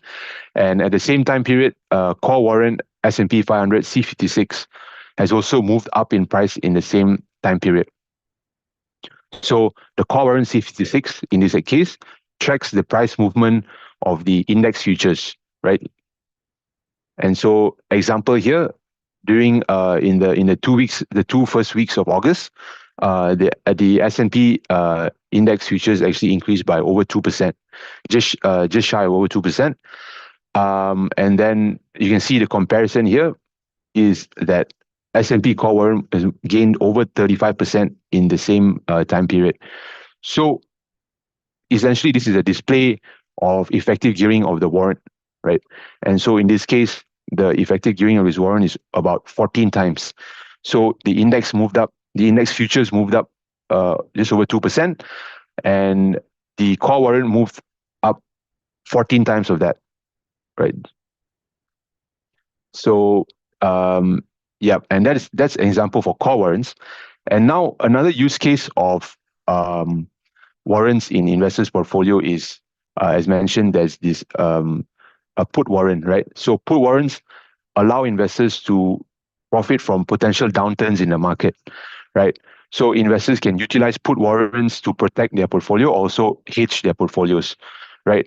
So investors who have a lot of long-term positions in the market and are bullish long-term, but think that there will be a short-term pullback. For example, investors who think that there will be a continued retracement in the S&P 500 now, or even the Nasdaq 100, or even the Hang Seng Index, right? Investors who think that there's going to be a continued retracement, but I think long-term, it will be an uptrend. So investors don't want to sell their current positions, but want to profit from a short-term downtrend. That is a good example of where investors can use put warrants, right? So to sort of protect or hedge their portfolio. So in this case, right, a potential strategy is that you take positions in put warrants to protect your portfolio, and you will only be utilizing a small amount of capital, right, to protect your capital, your original portfolio, your large portfolio against any downside moves in the affected underlying. So in this case, your existing long positions will have some unrealized losses, but you're able to gain some realized profits from trading a put warrant, right? So same example as previous. If you were to trade the opposite of an uptrend, you trade the downtrend with a put warrant. And for example here, using trading a downtrend for PopMart stock. So I think PopMart was a very popular stock in the past year. And I think in the past few months, it has come off its highs and it's been trading in a downtrend. So for example, a put warrant over PopMart will allow investors to profit from its continued downtrend, for investors who think there's going to be a continued downtrend, right? So in October itself, PopMart shares listed in Hong Kong has decreased about 20% in price, okay? And at the same time, PopMart put warrant has increased over 50%. So it moves in the opposite direction. And at the same time, you can see it's listed in ringgit here as compared to the mother share, which is in Hong Kong dollars, right? This is because PopMart H1 is listed in Bursa Malaysia. And as mentioned, warrants are cheap in absolute price. So warrants are about traded here. You can see is around 11 cents and 17 cents, for example. Okay. And now just moving on to some website tools which investors can use, right, to assist in their trading strategies and choosing warrants, is that we have a free website which has all the different tools for investors to use, right? And so just some steps as to how investors can choose warrants is just 4 steps. And so firstly is to take a view on the underlying markets, right? As mentioned, decide if you are wanting to go long or go short on the market. If you think that it's going to be an uptrend, continued uptrend, or a continued downtrend in the market, right? And then you would set a trading time frame, so an investment horizon, right? And so this would differ from investors to investors. Some investors like to day trade. Some investors like to trade a few weeks time frame or a few months time frame, right? So it's important for investors to know their own investment horizon, and then to also decide on their risk appetite. So as mentioned, the effective gearing of a warrant, right? Choosing which effective gearing, this will depend on your risk appetite and finding the right balance of risk and return. And then lastly would be the liquidity of a warrant. So what this means is that how much volumes that are put up in the market by the market maker, right? So liquidity for a warrant will determine how easy investors may enter and exit their positions, right? And so an example of a website tool which we have is a warrant search. Okay, so with the warrant search on our website, investors can search up the different types of warrants that are available in the market for different types of underlyings. So investors who want to trade the US index, for example, can just search up warrants over the US index using our warrant search, right? And so going over the steps laid out earlier, you would choose whether you want a call or put warrant, whether you are bearish or bullish on the underlying, and then choose your investment horizon. So how far away from expiry this is. This is your tenure, and then your effective gearing. So how much risk you're willing to take. A higher effective gearing means a higher risk, and vice versa. And then mentioned about liquidity is here through the warrant search, investors can see the different amounts of bid and ask volumes that are put out in the market by each market maker.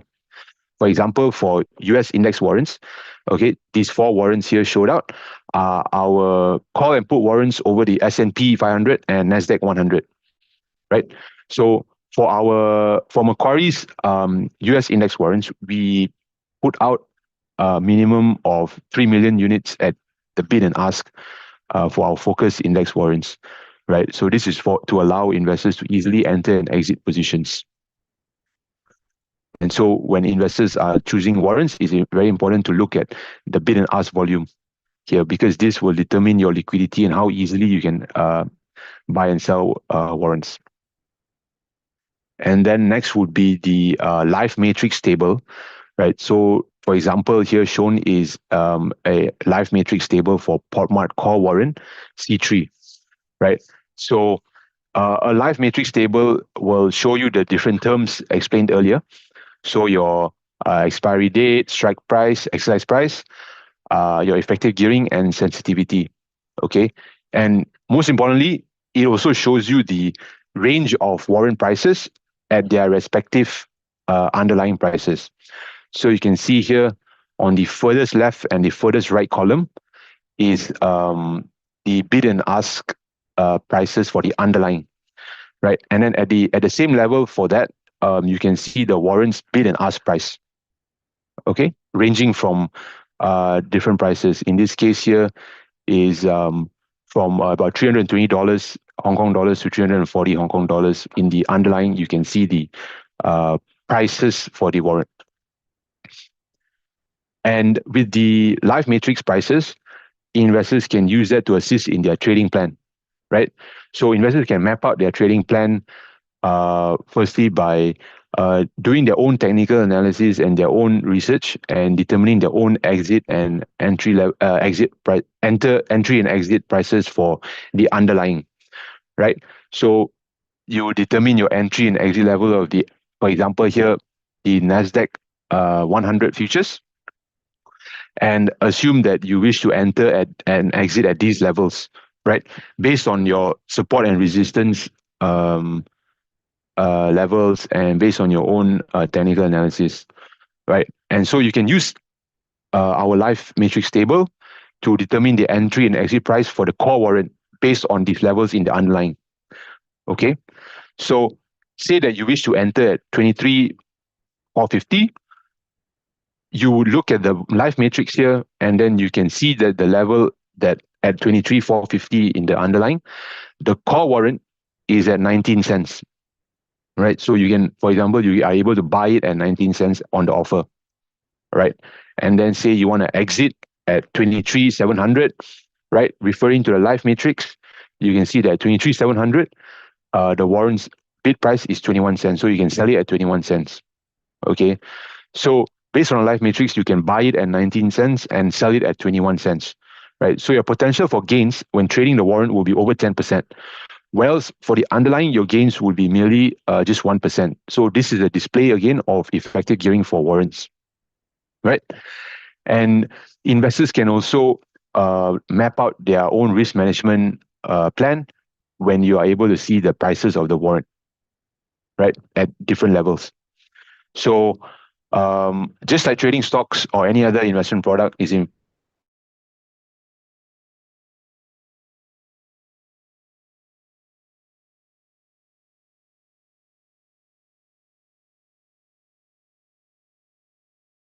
in case your views are wrong. So, right, and you are, let's just say you want to have a 10% stop loss, right? So this will mean that you want to cut loss or set a stop loss at around 19 cents. So you can use the live matrix to determine at which levels of the underlying will be for you to cut a loss at that point, right?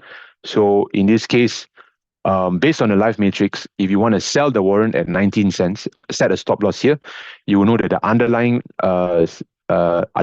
last bid will be at 23,470, for example, and this is the case for Nasdaq 100, right?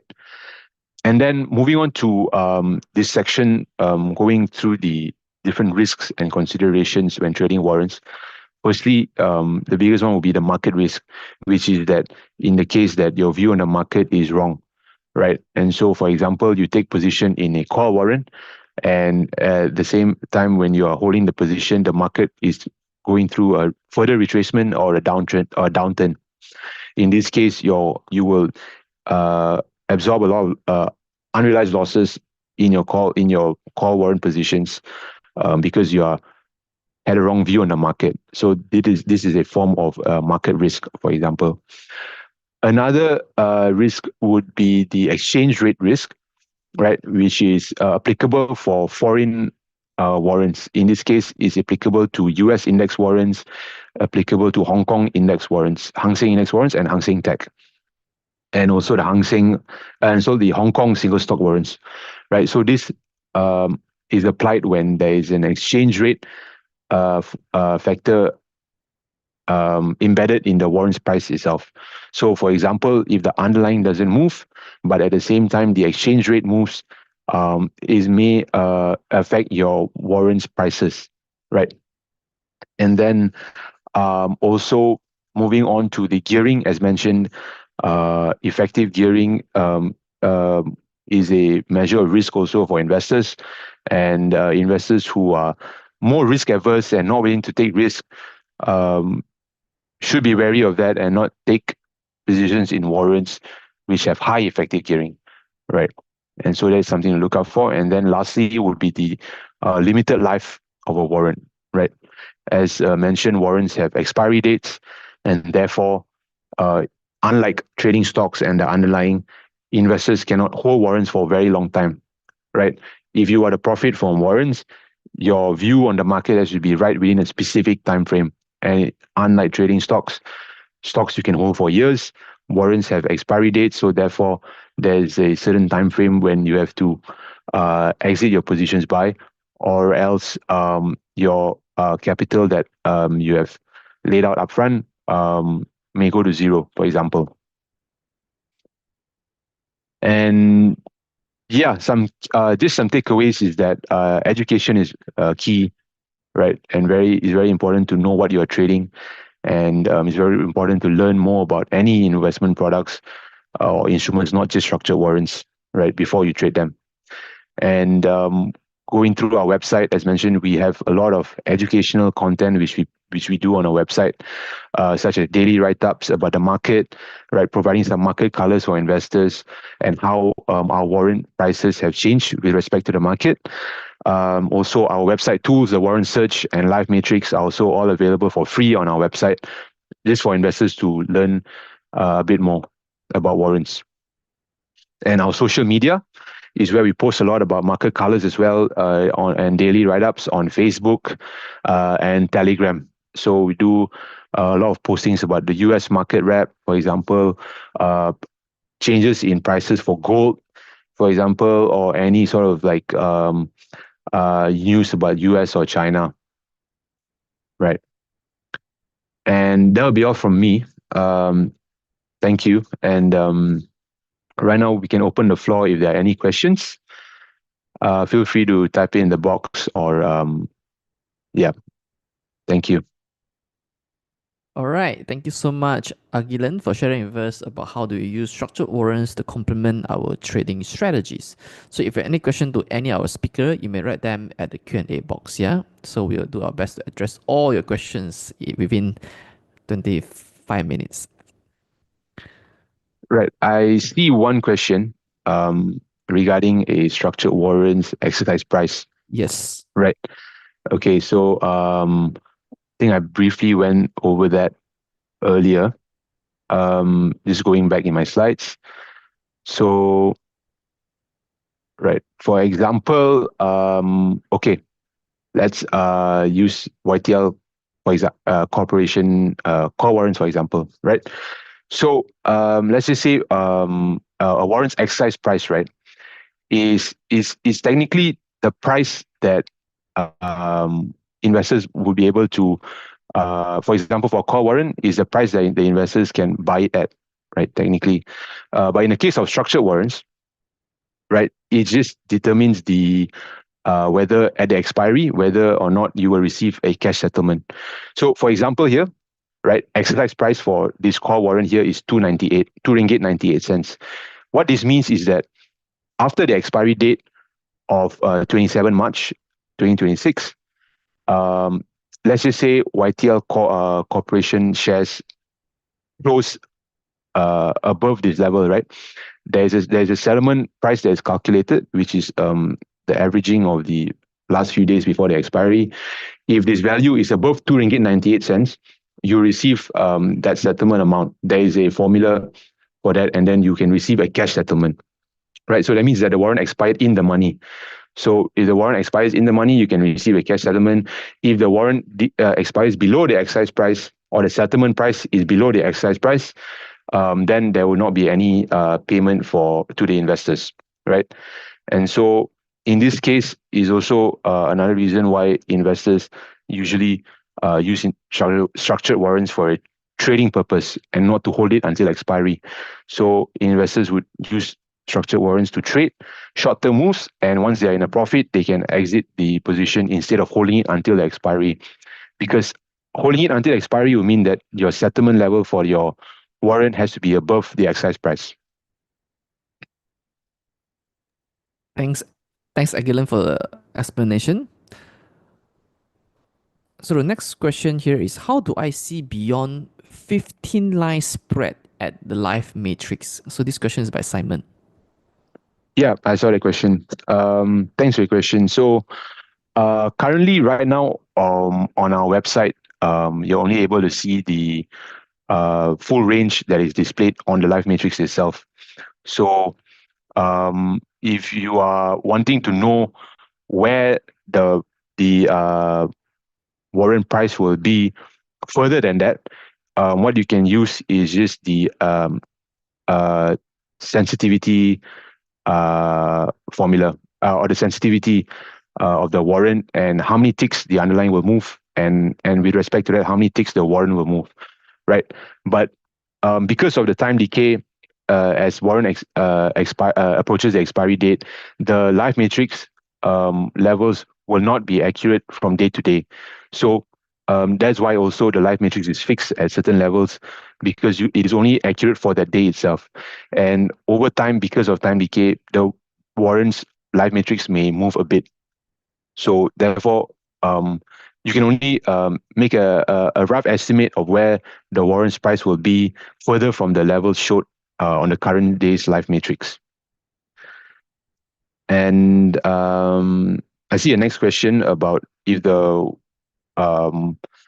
warrant expire with value, when will the fund return to my account? So if the warrant expires with value, After the expiry day, there'll be an expiry notice that'll be released, and then it will be T+3 from then, from the expiry date. All right, thanks, Agilan. We also have several questions for Zhen Chong. Zhen Chong, are you here? Could you please help us to analyze the Nikkei index? Yes, that's a question from Yok Long. Yes. Can you hear me? Yes, we can hear you.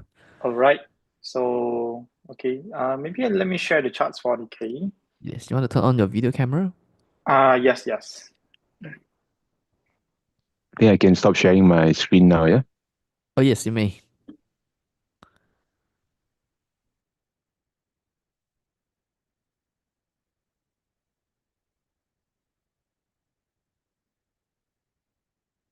All right. Can you see my screen? Yeah, I think. Yes.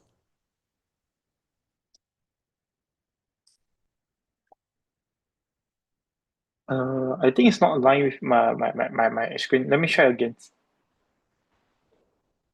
Screen two.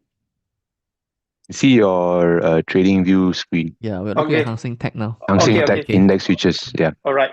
Okay. So if we're talking about Nikkei,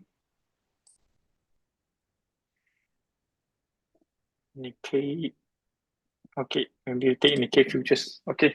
So we can see actually Nikkei, they're also doing a very steady uptrend since earlier of 2025.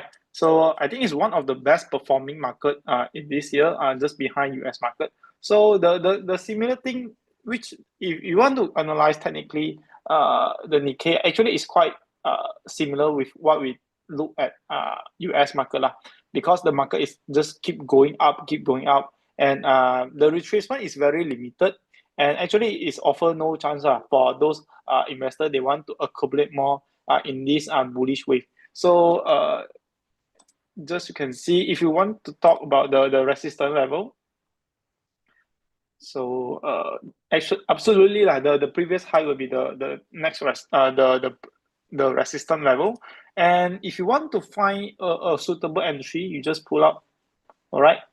Okay, so here's the ratios of this Fibonacci retracement, which is around, I think, for around 48,000. Okay, it's the level of the Nikkei level if the index is retracing further. So far, I will say overall it's still strong momentum for this Nikkei. So for those who are holding, I think it's still good to hold for further, because actually the wave of this Nikkei is not like US. The wave is because the increasing share price of the AI stock, but the Nikkei is not. Is based on their real economic data and those. So I think it's offer no much chance if you want to have a bearish view for this market. So far everything's still good. You can see the range for this EMA 15 and 100 is still wider and wider. So if you want to look at the next retracement movement, maybe around 48,000 at this level lah. Okay, so yeah, that's all for the Nikkei sharings. All right, so for next question by Vince Wang, for day traders, what is the value to use for moving average to guide for trend reading? Okay, day trader, can I assume is in an intraday? Do you mean intraday? I think so.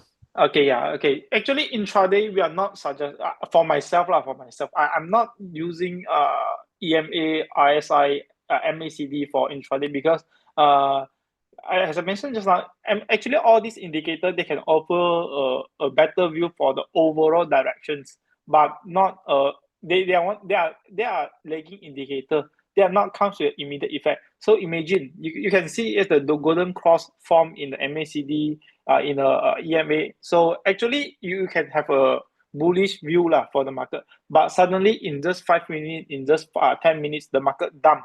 So actually you can see the share price is going below the EMA already, but the EMA is still showing a golden cross signal, which is still bullish, which is contradict with what actually the market is running lah.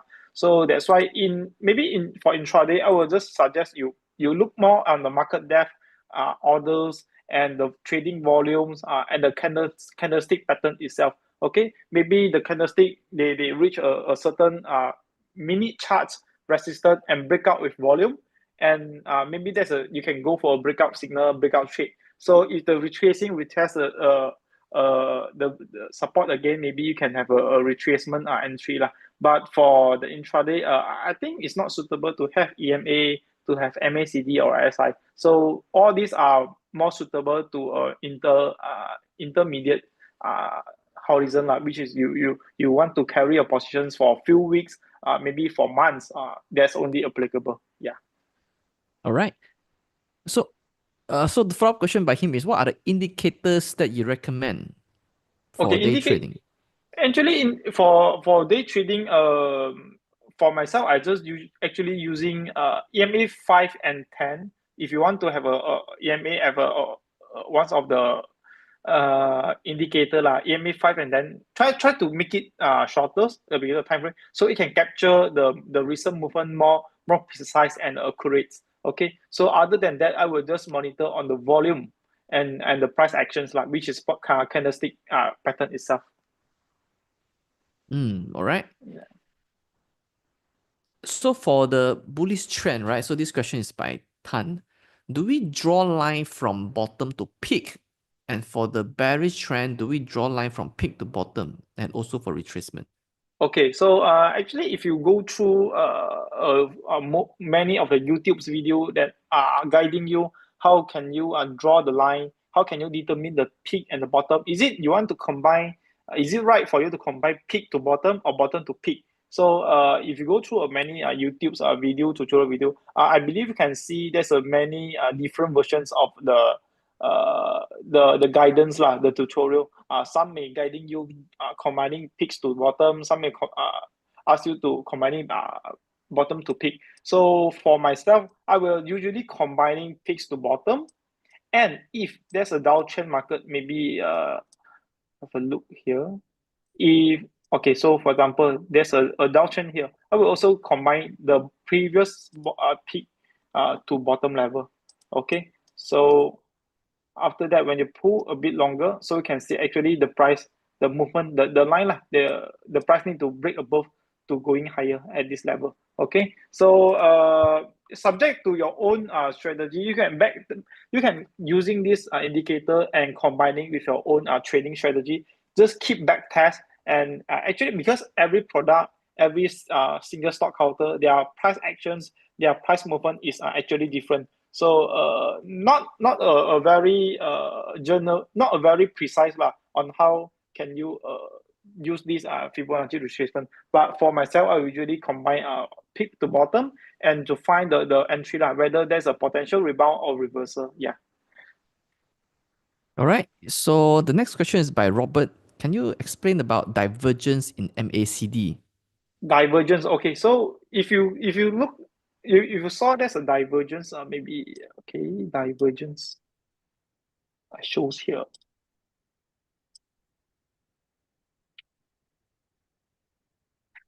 Okay, do you mean there's the divergence of the MACD with the EMAs? There's a different movement. Okay, so when theoretically in terms of the technical trading, if you see there's a divergence between two signal, one signal telling you that the market might be going up, and another signal telling you the market might be going down. So actually this will confusing you lah. So whether the market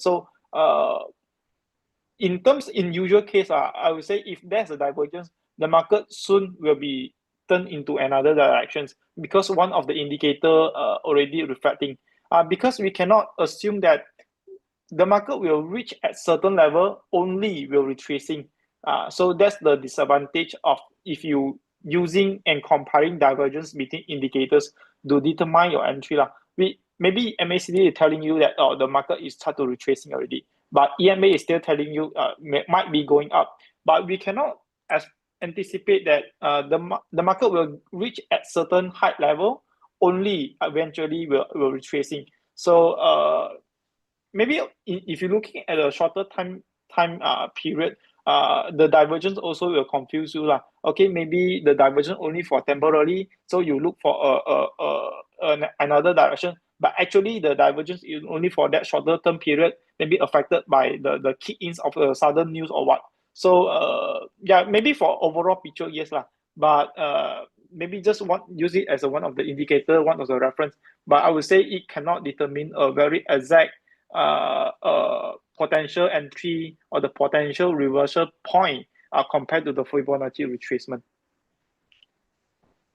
All right. Thanks, Zhen Chong.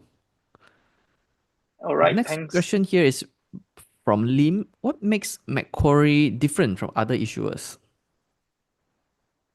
Okay, maybe I give it to Agilan to answer. Yes, certainly. Yeah, This is question thanks, for thanks, Agilan. Zhensong. Yeah, thanks, Shane. So okay, I think one of the biggest differences is the liquidity lah that we provide in the market, right? So I think as mentioned, there for different warrants, there's different types of liquidity level amounts, right? And so for Macquarie, for our Hang Seng Index warrants, I think we provide the highest liquidity in the market lah. So that is up to 12 million units in the bid and ask volumes, right?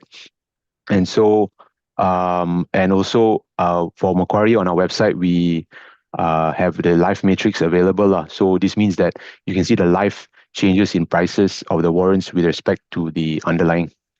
So I would say just mainly on the liquid those two lah, and mainly on the liquidity.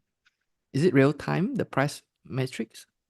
Yeah, so price matrix is real time and it changes intraday lah. As in, sorry, you can see the price changes intraday itself, live prices. All right. Yeah. Thanks, Agilan, for sharing with us about Macquarie.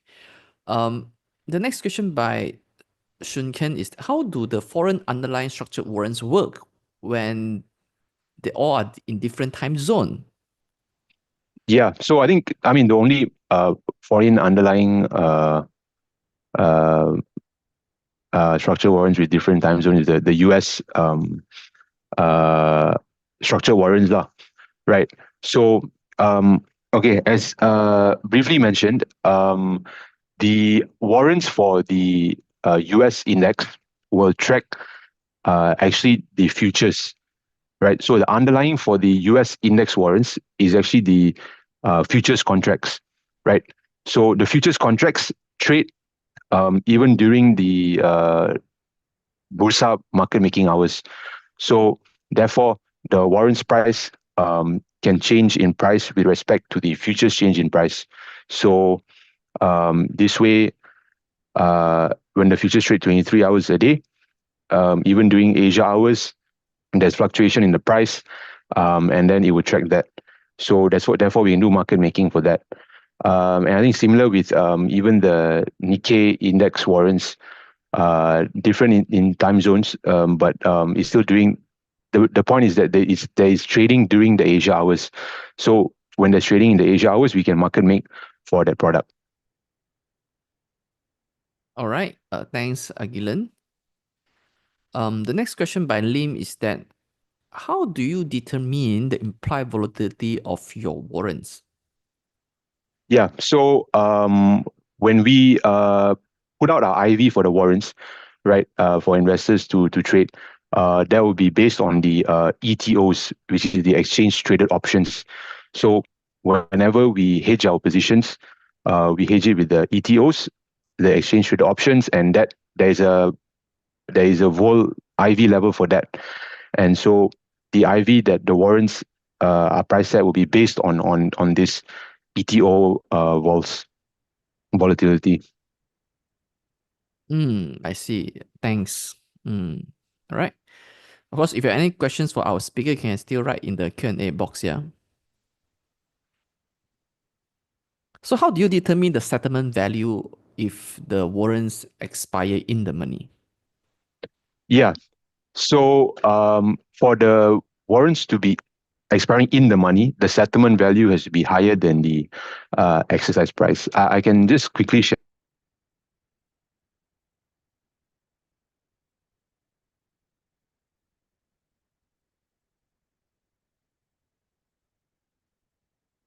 Just 1 second, yeah. Second.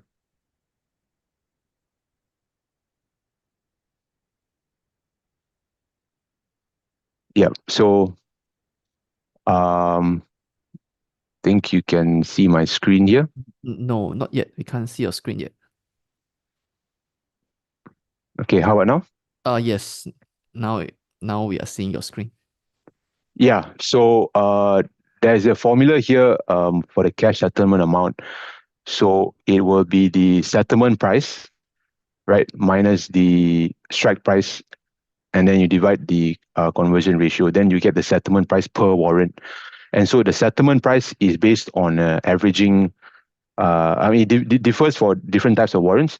But for example, for stock warrant, single share, there's an averaging date. So the averaging dates would be the 5 days before the expiry. So you take the closing of these 1, 2, 3, 4, 5, the average, or we call it valuation date, and that will be the settlement. That will be the settlement price lah, right? And then settlement price, if it's above the strike price, then there's a cash settlement. If it's below, then it's considered out of the money. Then there's no cash settlement for single stocks. All right. The next question by Asri is that for Macquarie, why do some HSI warrant that is longer to expiry have low volume as compared to some that will be expired in a month? Right. Thanks for the question. So, as mentioned, for Macquarie's HSI warrants, the ones with the highest liquidity are the focus warrants. So, in a given day, usually we have focus warrants over 2 call warrants and 2 put warrants. So only these 4 warrants for that day for Hang Seng Index, for example, will be have up to 12 million units, and the ones that are not will have lower from usually about 4 million or less. And so that will be just based on whether we are looking, depending on the structure and the expiry and the strike as well. So there's a few factors that in the warrant terms that I explained earlier that will determine whether we want to put higher volume for that in that day for investors to trade. All right. Thanks, Ajilan. The next questions from Wins. If I understand your question correctly, I think it should be posted to Zhen Chong. Do you think it's possible for Bursa Malaysia FBM KLCI to reach 10,000 point in 10 years? Okay, sorry.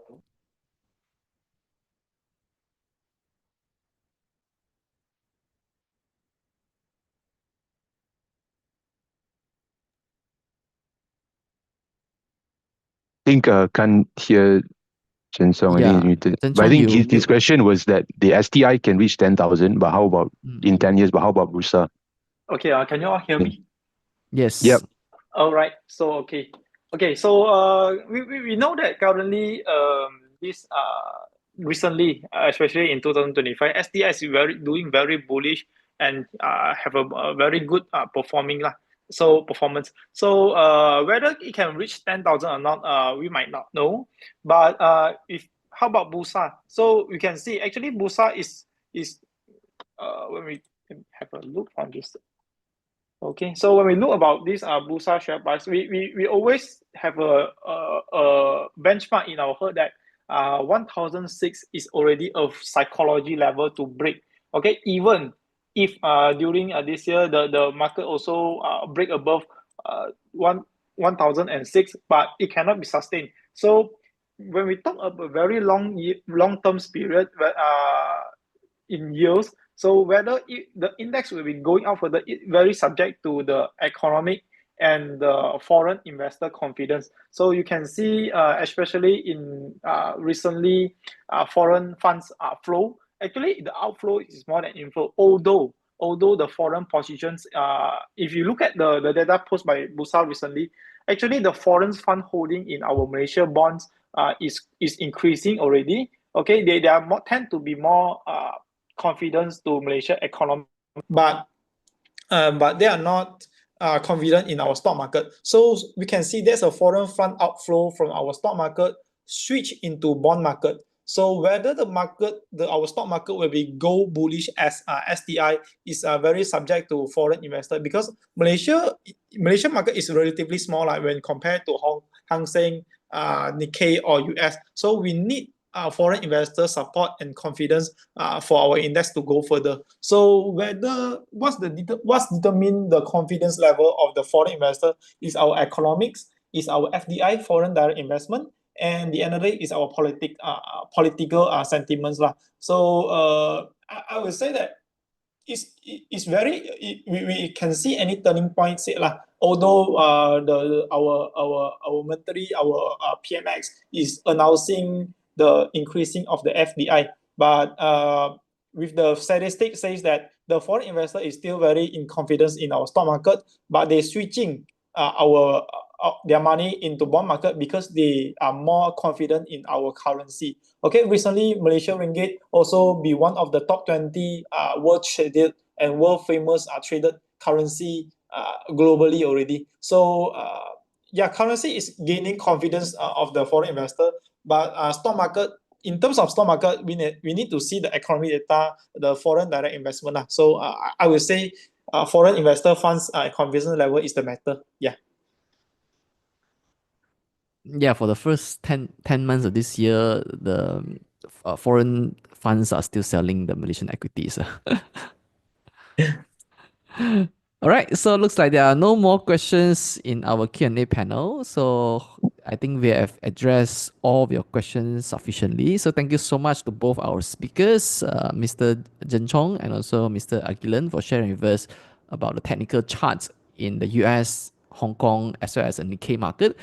And thank you to Mr. Agilan for sharing with us how do we use structured warrants and what is our complexity and what are the terminology that we should know before we trade the structured warrants. All right. So that's all for the session today. So hope that all of you here have gained tremendous insights from this session, and hope to see you in our next webinar together with Matt Corey. All right. Bye bye, everybody. Thanks. Thanks. Okay.